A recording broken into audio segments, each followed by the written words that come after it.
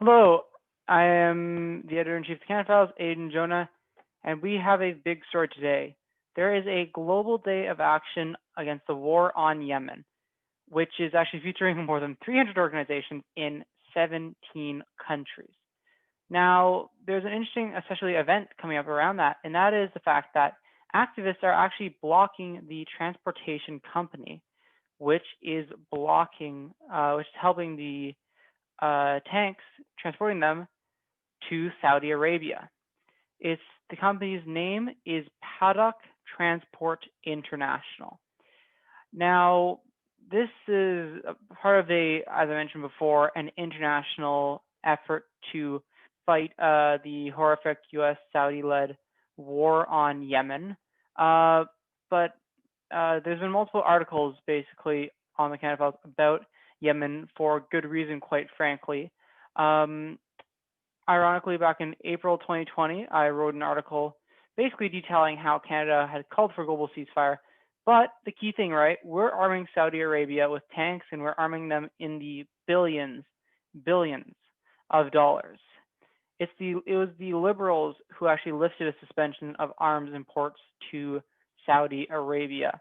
They did a farcical sham review to ensure that basically it would look like they were okay, but in fact, it really wasn't. And you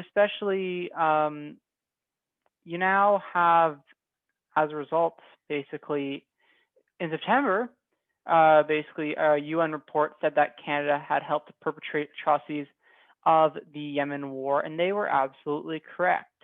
There's been repeated cases of where Canadian tanks, Canadian military equipment, and Canadian weaponry, right, is going right into their country. They are in a desperate need of humanitarian aid. But instead, basically, where you have quite a disgraceful event with the United States Pompeo and Trump regime and Pompeo basically declaring the Houthis, I believe it was, as terrorist groups to essentially block them from receiving foreign aid. And so as a result of not receiving foreign aid, right, you're going to potentially have a famine there. And there's already extremely high risk of a famine. So you already have a really bad move of the Trump administration. You have Canada being absolutely complicit with that $15 billion LAV tank sale to the Saudis.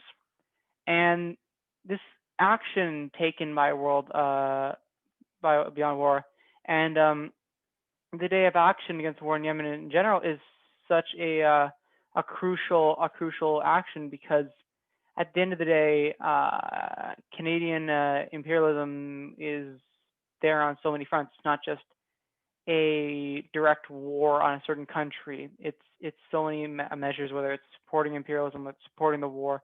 In this case, specifically supporting Saudi Arabia. Anyways, the other organization that's playing a part in that protest is Labor Against the Arms Trade. I would definitely recommend you follow both Labor Against the Arms Trade and World Beyond War Canada. So thank you for watching this video. If you appreciate the work done by the Canada Files, you can go to support our Patreon, link below. If you appreciate the work done by myself, Editor-in-Chief of the Canada Files, then feel free to go support my Patreon. Yet again, link in our bio.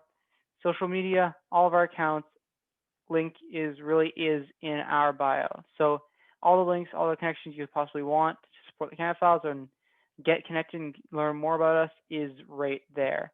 Anyways, look forward to a podcast episode coming out later today. So certainly hoping everyone will enjoy that. Anyways, enough with the long-winded outro.